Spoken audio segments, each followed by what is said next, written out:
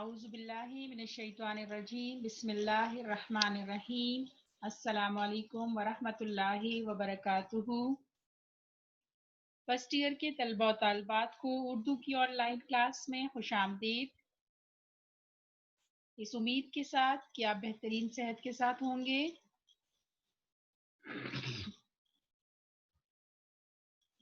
آج Urdu on line class میں ہمارا 9واں لیکچر ہے۔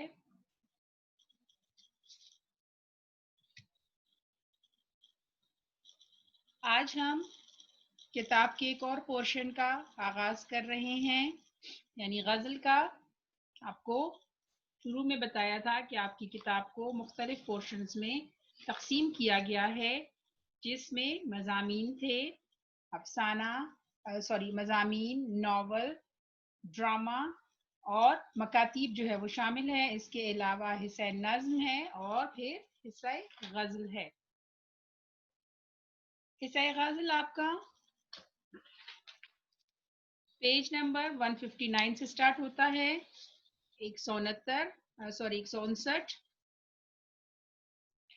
پہلی غزل ہمارے پاس ہے میر تقی میر کی، اردو ادب کا ایک بہت بڑا نام۔ تو آج ہم غزل کی تشریح کریں گے۔ اس سے پہلے آپ حمد اور نعت کی تشریح کر چکے ہو، جو کہ نظمیں تھی۔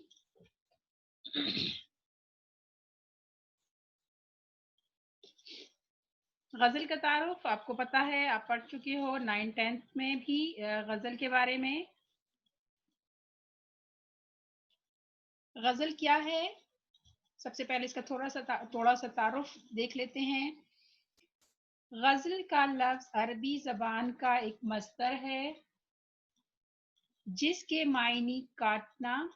یعنی چرخے پہ جو روئی سے سوت دھاگا بنانا ہے۔ ادب کے روح سے غزل کے معنی ہیں عورتوں سے باتیں کرنا، عورتوں کے حسن و جمال کی تعریف کرنا۔ غزل نظم کی ایک ایسی صنف ہے جس میں عشق و محبت دونوں طرح کا عشق اس میں ہو سکتا ہے، حقیقی اور مجازی۔ اس میں جو ہے غزل میں اس کا ذکر ہوتا ہے۔ غزل کے کم از کم اشعار کی تعداد 5 اور زیادہ کی کوئی حد مقرر نہیں ہے، یعنی اس سے زیادہ جتنے اشعار جو ہے وہ لکھے جا سکتے ہیں، لیکن کم از کم جو ہے اس میں 5 اشعار کا ہونا ضروری ہے۔ ٹھیک ہے جی، آپ کے MCQs کے حوالے سے بھی آپ سے پوچھا جا سکتا ہے۔ اس کے علاوہ آپ کو پتا ہے کہ غزل کا ہر شعر جو ہے وہ اپنے اندر ایک مکمل معنی و مفہوم رکھتا ہے۔ ہم کبھی بھی غزل کے ایک شعر کو دوسرے کے ساتھ نہیں ملا سکتے، بلکہ ہر شعر ایک اکائی ہوتا ہے جس میں اس کے اپنے معنی ہوتے ہیں۔ بعض اوقات ایک ہی غزل میں شاعر جو ہے وہ مختلف موضوعات کو پہ لکھتے ہیں، کبھی وہ دنیاوی باتیں کرتے ہیں، کبھی وہ دین کی طرف آ جاتے ہیں، کبھی عشق حقیقی کے حوالے سے بات کرتے ہیں اور کبھی عشق مجازی کے حوالے سے۔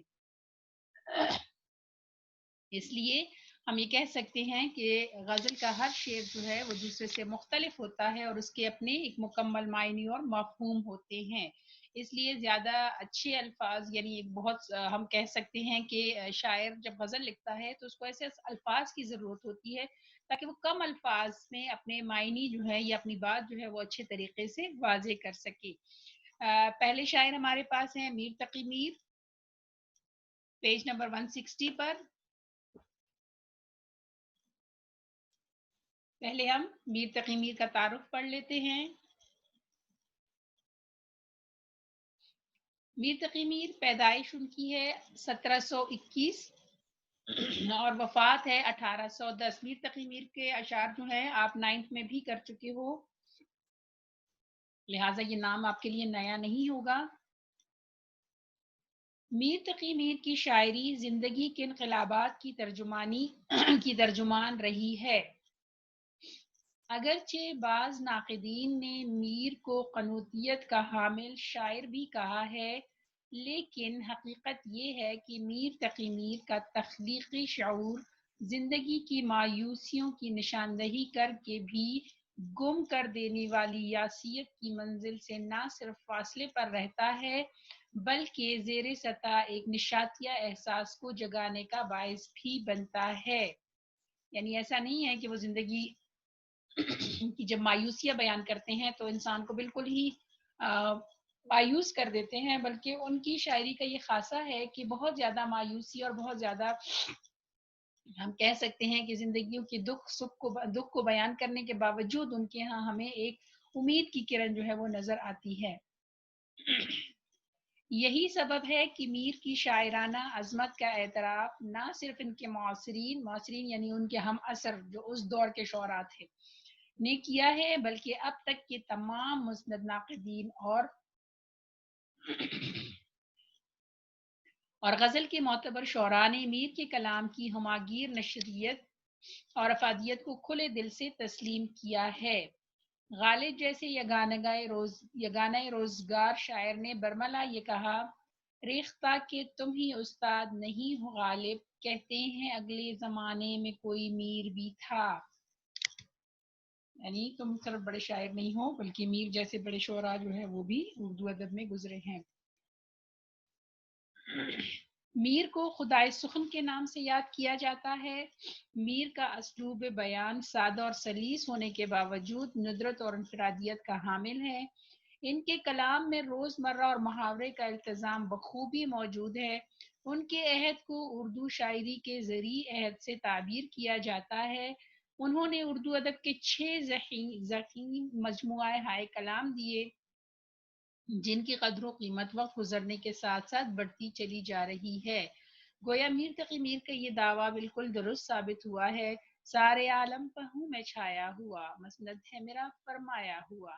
तसानीफ जो है उनके 6 दीवान है उर्दू में, दीवान मीर है फारसी में, जिक्र मीर उनकी खुद नविश्त है, और नकात शौरा जो है वो उनका तस्करा है। पेज नंबर 160 पे इनका तारुफ मौजूद है। अगले पेज पे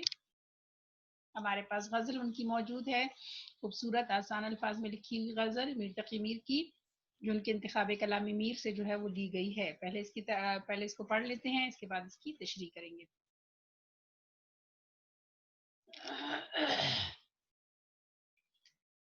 फ़कीराना आए सदा कर चले, मियाँ खुश रहो हम दुआ कर चले। वो क्या चीज़ है आह जिसके लिए हर एक चीज़ से दिल उठा कर चले। कोई ना उम्मीदा ने करके निगाह, सो तुम हमसे मुंह भी छुपा कर चले। दिखाई दिए यूं के बेखुद किया, हमें आपसे भी जुदा कर चले। जबी सजदा करते ही करते गई, हक़े बंदगी हम अदा कर चले। परिस्तिश की या तक के ए बुत तुझे, नजर में सबों के खुदा कर चले। कहीं कहें क्या जो पूछे कोई हमसे मीर, जहां में तुम आए थे क्या कर चले।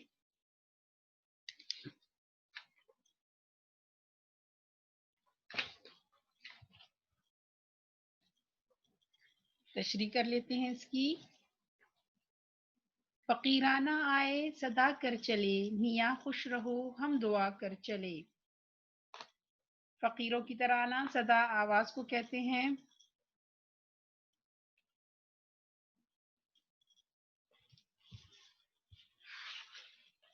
जैसे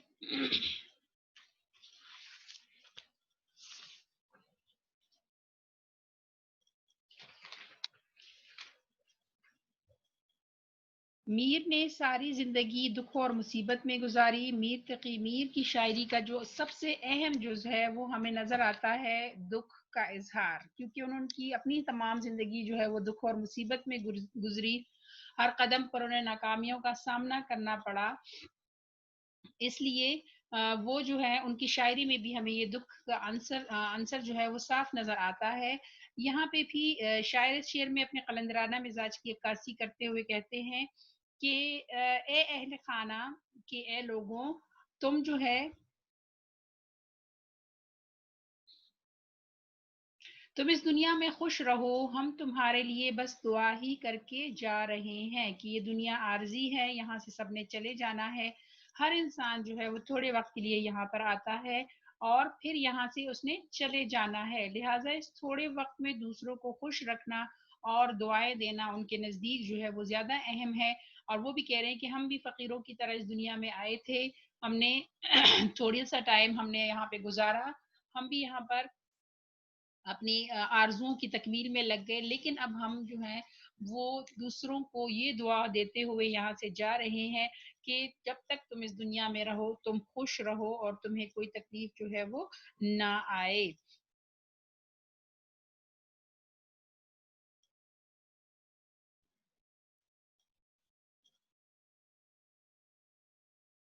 اب یہاں پہ بھی فقیرانہ ایسا ادا کر چلے, ہم کہہ سکتے ہیں کہ محبوب سے بھی مخاطب ہے کہ ہم ایک فقیر کی طرح تیرے در پر آئے, تجھ سے مانگا, لیکن پھر جو ہے اب ہم یہاں سے ہمارے جانے کا وقت ہو گیا ہے, لہٰذا ہم یہاں پہ صرف تجھے یہ دعا دے سکتے ہیں کہ جب تک تو اس دنیا میں رہے تو خوش رہے, اور اس کے علاوہ ہمارے پاس جو ہے وہ کچھ بھی نہیں ہے, اور دنیا اور رنگینیوں سے ہمارا تعلق جو ہے وہ ختم ہو رہا ہے.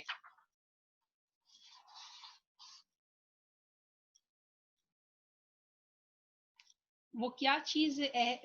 چیز ہے آہ جس کے لیے ہر ایک چیز سے دل اٹھا کر چلے. ٹھیک ہے جی, یہاں پہ بھی اس شعر میں بھی عشق کے جذبے کو بیان کیا گیا ہے کہ عاشق کو محبوب کے سوا کوئی چیز اچھی نہیں لگتی,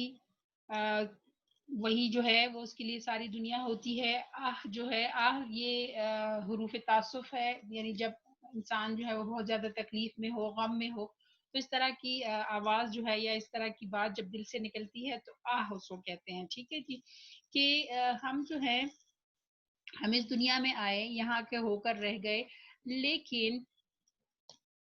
اب جب شاعر کے جانے کا وقت ہو گیا ہے تو وہ خود سے یہ پوچھ رہے ہیں کہ آخر وہ کیا چیز تھی, وہ کیا چیز ہے آہ جس کے لیے ہر ایک چیز سے دل اٹھا کر چلے, کہ وہ کیا چیز تھی کہ جس کے بعد ہم نے جس کو دیکھ لیا اس کے بعد دنیا کی ساری دلچسپیاں جو ہے وہ ختم ہو گئی, لوگوں سے جو تعلقات تھے وہ اب شاعر کہہ رہے ہیں کہ میرے سامنے اب دنیا کی کسی بھی چیز کی اہمیت نہیں ہے.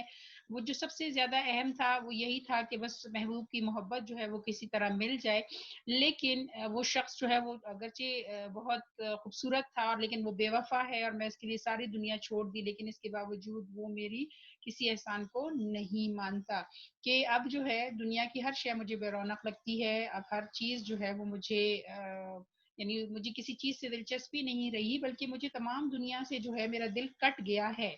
دل اٹھ جانا, دل کا یعنی دلچسپی کا ختم ہو جانا, دل سے چیزوں کا نکل جانا,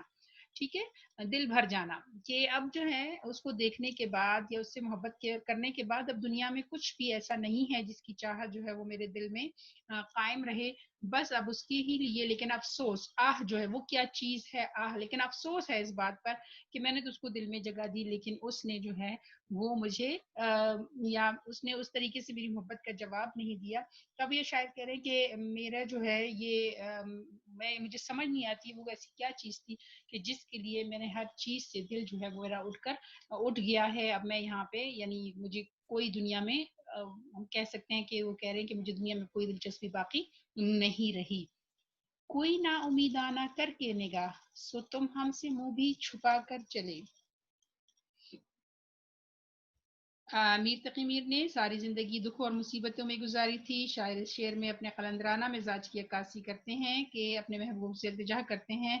کہ تم نے ہماری طرف نا امیدانہ یعنی بالکل جو ہے نا امید جس میں کوئی امید نہ ہو, جس میں کوئی آپ جو ہے آپ کسی کو امید نہ دلائیں. تو یہاں پہ بھی اپنے محبوب سے جو ہے وہ مخاطب ہے کہ تم ہماری طرف پیار سے نہیں دیکھتے, بلکہ چلو اگر تم جو ہے کہ تم پیار سے نہیں دیکھتے لیکن نفرت سے ہی دیکھ لیتے, لیکن کہ شاید ہمیں کوئی امید جو ہے وہ نظر آ جاتی تمہاری نظروں میں, لیکن تم جو ہے تم نے تو ہماری طرف اس نگاہ سے بھی نہیں دیکھا کہ ہمیں کوئی امید ہی مطلب یا تمہارے چہرے پہ جو ہے ناپسندیدگی ہی نظر آ جاتی, بلکہ تم تو ہم سے منہ چھپا کر ہی چل پڑے. ٹھیک ہے, یعنی کسی قسم کا کوئی جو ہے اگر محبت کا جذبہ نہیں ہے تو تمہاری نظروں میں ہمارے لیے نفرت کا جذبہ جو ہے وہ بھی ہمیں نظر نہیں آتا, بلکہ تم تو ہم سے آنکھیں چھپا لیتے ہو یا ہمیں دیکھ کر جو ہے وہ منہ جو ہے دوسری طرف پھیر لیتے ہو. یعنی تم ہمیں ایک نظر دیکھنے کے بھی روادار نہیں ہو، تم اتنے مغرور ہو کہ تم جو ہے تم میری محبت کی کوئی قیمت نہیں لگائی اور میرا دل توڑ دیا۔ اور یہ کہہ رہے ہیں کہ اگر تم جو ہے کہ کاش کہ تم کبھی ہمیں نفرت سے ہی دیکھ لیتے تو ہمارے دل میں شاید کی کوئی امید جو ہے وہ جاگ جاتی، لیکن تم نے تو ہمارے دل میں جو ہے کوئی امید جگانا بھی مناسب نہیں سمجھا، بلکہ ہم سے یہ کہ تم ہم سے منہ بھی چھپا کر چلے، منہ چھپا کر چلنا یعنی بالکل ہی جسے ہم کہتے ہیں نا اگنور کر دینا، کہ تم نے تو بالکل ہی ہماری محبت کو جو ہے وہ پیچھے ڈال دی اور کبھی اس کا مطلب دیکھنا بھی گوارا نہیں کیا، بے شک نفرت سے نہیں، محبت سے نہیں نفرت سے ہی صحیح گلہ کر رہے ہیں۔ ٹھیک ہے جی، دکھائی دیے یوں کہ بے خود کیا ہمیں آپ سے بھی جدا کر چلے۔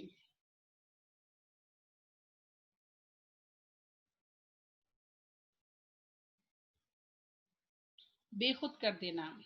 اپنے آپ سے بھی دور کرنا، جیسے وہ کہتے ہیں انسان وہ اپنی ہوش میں نہ رہا، وہ اپنے آپ میں نہ رہا۔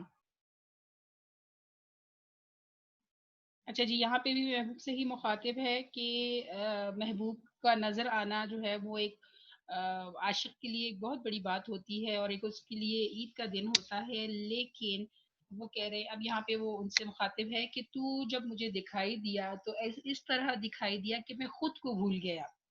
ہمیں آپ سے بھی جدا کر چلے، یعنی تجھے پانے کی جو خواہش تھی جب وہ پوری ہوئی، جب تیرا دیدار نصیب ہوا تو اس وقت ہم تیرے حسن کی تاب نہ لا سکے اور ہم جو ہیں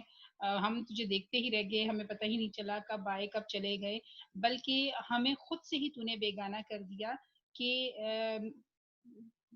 کہ عاشق جو ہے بغیر نا امید ہوئے اپنے عاشق کے دیدار کا انتظار کر رہا ہے، اور اسے یہ ہے کہ جیسے دل میں خواہش ہوتی ہے کہ جب محبوب کو دیکھیں گے، اس سے بات کریں گے، اس سے اپنا حال دل بیان کریں گے،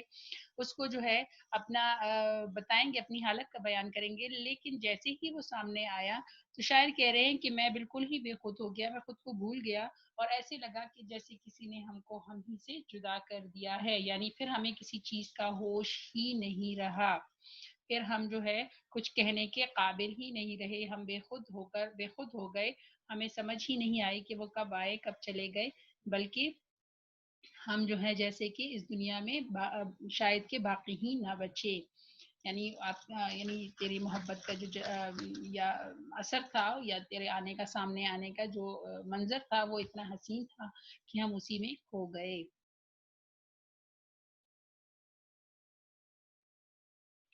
جبھی سجدہ سج کرتے ہی کرتے گئی حق بندگی ہم ادا کر چلے۔ اچھا جی، یہاں پہ اگر ہم دیکھیں تو اب یہ شاعر جو ہے وہ بالکل ہی ایک اور اس پہ آ جاتے ہیں کہ اللہ تعالیٰ سے مخاطب ہوتے ہیں اور کہتے ہیں کہ اس شعر میں انسان کے متعلق بیان کرتے ہوئے کہتے ہیں کہ انسان کے پیدا ہونے سے لے کر انسان کے مرنے تک اللہ تعالیٰ نے چونکہ انسان کے لیے ہزاروں لاکھوں نعمتیں پیدا کی ہیں اور وہ ان سے فائدہ بھی اٹھاتا ہے، لیکن اس کے باوجود انسان اللہ کا شکر ادا نہیں کر پاتا کیونکہ نعمتیں اتنی، یہاں ہم کہہ سکتے ہیں عشق حقیقی کے حوالے سے ہی ذکر ہے، یا ہم کہہ سکتے ہیں بہت حقیقت کے قریب شعر ہے کہ ہم تو جبھی کہتے پیشانی کو، ٹھیک ہے، کہ ہم سجدے میں گرتے رہے، ہم اپنی پیشانی زمین پر لگاتے رہے، سجدے کرتے رہے، لیکن پھر بھی ہم نے بندگی کا حق ادا نہیں کیا، یعنی اللہ تعالیٰ نے چونکہ انسان کو پیدا کیا ہے اور اتنی ساری اس کو نعمتیں دی ہیں، اتنی بے شمار نعمتیں ہیں کہ اگر انسان اپنی تمام عمر جو ہے وہ سجدے میں گزار دے تو تب بھی وہ حق بندگی جو ہے وہ ادا نہیں کر سکتا، اور یہی پہ شاعر کہہ رہے ہیں کہ ہم نے بھی اپنی تمام عمر اے میرے رب تیرے سامنے سجدے کرتے ہوئے تیری شکر گزاری کرتے ہوئے کوشش کی کہ گزار دے، لیکن ہمیں اب ایسا لگ رہا ہے کہ ہم نے تیرا حق ادا نہیں کیا۔ ٹھیک ہے جی، یہاں پہ اگر ہم کہیں کہ عشق حقیقی کے حوالے سے تو یہ ہو سکتا ہے، اگر مجازی کے حوالے سے بات کریں تو وہ یہ کہیں گے کہ ہم جو ہیں اپنی تمام عمر جو ہے محبوب سے محبت کرتے رہے، اس کی خواہشات کا احترام کرتے رہے یا اس کی خود کو جو ہے اس کے مطابق ڈھالتے رہے، لیکن پھر بھی ہم شاید محبت کے تقاضوں کو پورا نہیں کر سکے، اور یہاں پہ اللہ کے حوالے سے بھی یہی کہ انسان کو اللہ تعالیٰ نے اتنی نعمتیں دی ہیں کہ اگر وہ تمام عمر سجدے میں پڑا رہے تو شاید وہ اس طریقے سے وہ حق ادا نہ کر سکے جو کہ اللہ کے ہمارے اوپر حقوق ہیں۔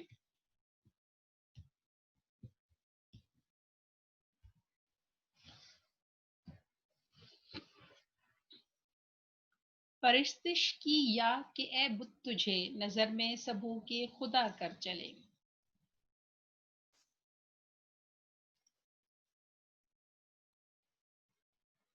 अच्छा जी, वो परस्तिश इबादत करना, ठीक है, सजदे आगे करना, उसके आगे सजदे करना, उसकी जो है बंदगी करना, उसकी इबादत करना।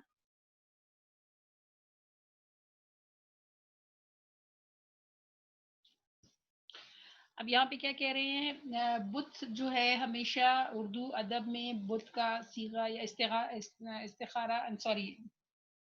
इस्तिआरा जो है वो हमेशा महबूब के लिए इस्तेमाल किया जाता रहा है। उर्दू अदब में बुत का इस्तिआरा जो है वो महबूब के लिए इस्तेमाल किया जाता है, क्योंकि जिस तरह बुत जो है वो बोलने समझने की ताकत नहीं रखता, या वो जो है शायद कि उसके एहसासात नहीं होते, इस हवाले से ये इस्तिआरा जो है हमेशा से शायर हजरात का बहुत महबूब रहा है, और वो बहुत जो है ना इसको अपने अपने जिससे वो मोहब्बत करते हैं उसके लिए इस्तेमाल करते हैं, क्योंकि उनका ख्याल होता है कि उनका महबूब एक बुत ही है जिस पर किसी चीज का असर नहीं होता। तो यहाँ पे भी वो कह रहे हैं कि परिस्तिश की या तक यहाँ तक, ए बुत तुझे नजर में सबों के खुदा कर चले, कि ए बुत हमने इस हद तक तेरी इबादत की, इस हद तक तुझे सजदे किए, तुझे चाहा कि सबकी नजरों में हम तुझे खुदा करके चले गए, यानी सबकी नजरों में हमें तो हमने तुझे काबिल एहतराम बना दिया, इज्जत के काबिल बना दिया, या मोहब्बत करने के काबिल बना दिया। यहाँ पे कि ए महबूब, मैंने इस दुनिया में सबसे बढ़कर तुझे चाहा है, और तुझे खुश रखने के लिए और तेरी ख्वाहिश को पूरा करने के लिए हर मुमकिन कोशिश की, तेरी ख्वाहिशात को, तेरी परस्तिश की, यानी मैं तो तेरी इबादत करता रहा, मैं तो तुझे जो है, जैसे इंसान अल्लाह की बंदगी और अतात में लग जाता है और फिर वो दुनिया को भूल जाता है, इसी तरह मैं दुनिया को भूल कर सिर्फ तेरी तुझसे मोहब्बत करता रहा, तुझे ही चाहता रहा, और इस दर्जे पर पहुंचा दिया तुझे कि लोग जो है वो मुझे देखकर वो भी तुझसे मोहब्बत करने लगे, यानी तेरी खूबियां जो है, उसमें शायर कह रहे हैं कि इतनी मैंने बढ़ा चढ़ा कर पेश की कि लोग जो हैं वो भी तुझसे मोहब्बत करने लगी। क्या मैं भी, मेरी कुर्बानियां, मेरा तेरे लिए पूरी दुनिया को छोड़ देना, ये सब करने के बाद भी तेरे दिल में मेरी कोई जगह ना बन सकी, और मेरी बेपनाह मोहब्बत ने तुझे मगरूर बना दिया। नजर में सब हो के खुदा कर चले, कि फिर सब लोग जो है वो मेरी इस दीवानगी को या मेरी इस बेइंतहा मोहब्बत की वजह से वो सब जो है वो तुझे काबिल मोहब्बत समझने लगे, और वो भी तुझे वही दर्जा देने लगे जो मैं दे रहा था। खुदा बना देना यानी इज्जत के काबिल बना देना, या मोहब्बत के काबिल बना देना, यानी ये मेरी ही हम कह सकते हैं कि शायर इसका, कि अगर आज दुनिया में तुझसे लोग मोहब्बत करते हैं या तेरा ख्याल रखते हैं, तो वो इस वजह से है कि मैंने तुझे इस नज़र से चाहा, मैंने तुझे इस तरीके से एहतराम और तवज्जो दी कि लोग जो हैं वो अब तुझे उसी नज़र से देखते हैं।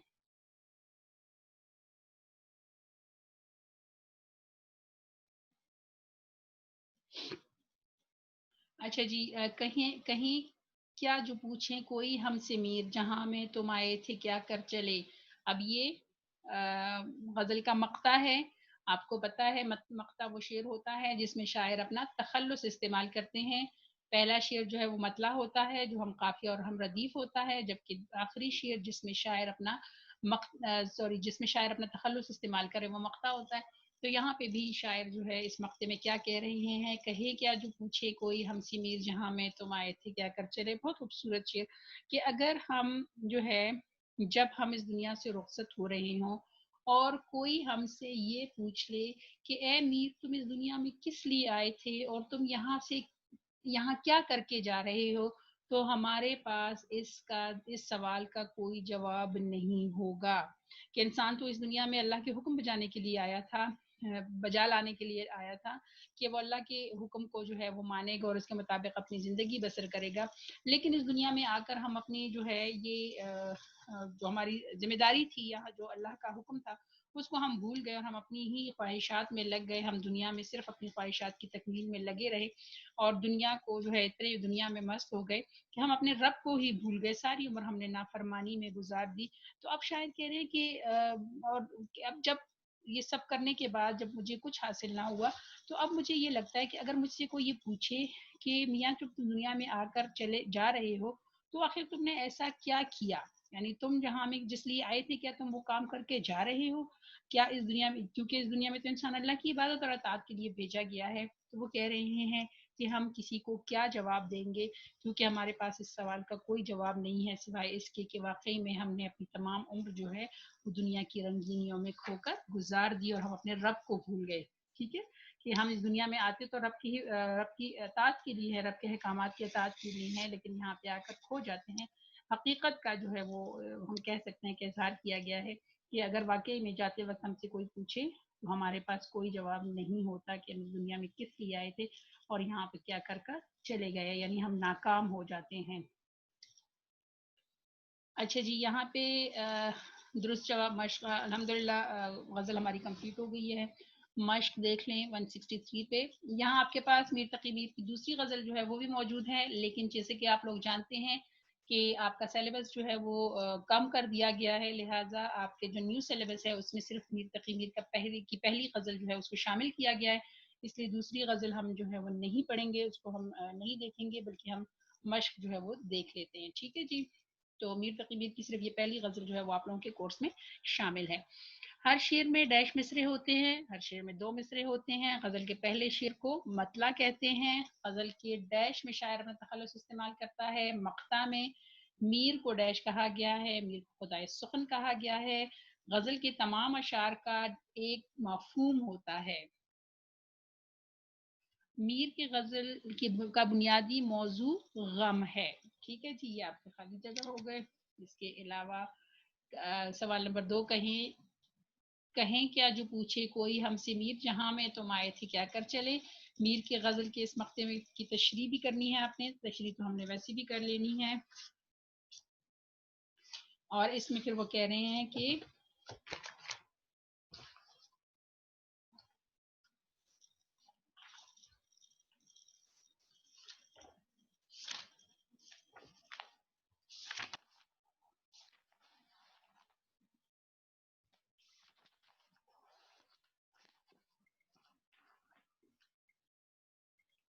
اچھا جی نیز وہ کہہ رہے ہیں کہ اس میں علم بیان کی کون سی خوبی جو ہے وہ پائی جاتی ہے. میر کے اس غزل کے مقطع کی تشریح بھی آپ لوگوں نے کرنی ہے اور پھر یہ بتانا ہے کہ اس میں کون سی خوبی پائی جاتی ہے. تو اس میں جی کنایا پایا جاتا ہے. علم بیان کی خوبی یعنی کنایا جو ہے، کنایا کے بارے میں آپ پہلے بھی پڑھ چکے ہو کہ کنایا کی قسم قریب استعمال ہوا ہے، جس سے مراد وہ کنایا ہے جس کو سمجھنے کے لیے زیادہ غور و فکر نہیں کرنا پڑے اور وہ آسانی سے سمجھ میں آ جائے. کہ اس شعر کا جو مقصد ہے یا جو اس کا مطلب ہے وہ یہ ہے کہ انسان اس دنیا میں بھیجے کا اصل مقصد کی طرف اشارہ کیا گیا ہے. کنائے کا مطلب آپ کو پتا ہے اشارہ کرنا. تو یہاں پہ ہلکا سا جو ہم کہتے ہیں کہ کنایا کے لفظی معنی کیونکہ اشارہ کرنا ہے، تو ہم کہہ سکتے ہیں کہ اس شعر میں علم بیان کی کون سی خوبی استعمال ہوئی ہے؟ کنایا، جس میں اشارہ کیا گیا ہے انسان کا اس مقصد کی طرف جس کو وہ بھول گیا ہے. ٹھیک ہے، آپ اس طرح اس کو لکھیں گے. پھر آپ نے اس کے ساتھ سوال نمبر 3 آپ کا ہے کہ دوسرا مصرع ساتھ لگا کر مصرع شعر جو ہے وہ مکمل کرے، یہ آپ لوگ کر لینا ہے. پھر جی میر کے شاعرانہ خصوصیات پر نوٹ لکھیں. آپ کے سوال جو ہے کیونکہ اب آپ کے سوال تھوڑے سے لمبے ہوتے ہیں تو اس طرح کے سوالات بھی آ سکتے ہیں. تو آپ نے جو اس کا تعارف پڑھا ہے اس میں سے آپ اس کی جو شاعرانہ خصوصیات ہے ان کو اپنے ذہن میں رکھیے گا. ان پہ جو ہے کہ میر تقی میر خودداری اور قناعت پسندی ان کے شخصیت کا ایک اہم جز تھا، اور یہ کہ ہر چیز وہ جو ہے ان کے اس میں ہمیں زیادہ تر دکھ نظر آتا ہے. میر کی تنہائی پسندی اور خلوت نشینی اپنے عہد اور ماحول کی ترجمانی کرتے نظر آتی ہے، لیکن اس کے ساتھ ساتھ ہمیں وہاں پہ جو ہے مطلب مکمل مایوسی نظر نہیں آتی، بلکہ ہمیں کہیں نہ کہیں ایک امید جو ہے وہ بھی ان کے کلام میں نظر آتی ہے. امیر کی شاعری جو ہے وہ شائستگی، دل اور آگہی کے قابل دید بنانے کی فنکارانہ کوشش کہی جا سکتی ہے. وہ ان کے عہد کی آئینہ دار ہے. اگر ہم کہیں کہ جس طرح ان کا زمانہ جو ہے افراتفری کا شکار تھا اور مختلف دکھوں کا اور تکلیفوں کا، تو وہی چیز جو ہے وہ ہمیں ان کی شاعری میں نظر آتی ہے. تو غزل کی تعریف آپ لوگ پڑھ چکے ہیں. چلیے جی الحمدللہ غزل جو ہے مکمل ہوئی، مشق بھی ہو گئی. آپ لوگوں نے اس کی تشریح کر لینی ہے. اب بہت سارا خیال رکھیں، ہمیں بھی دعاؤں میں یاد رکھیں. اللہ حافظ.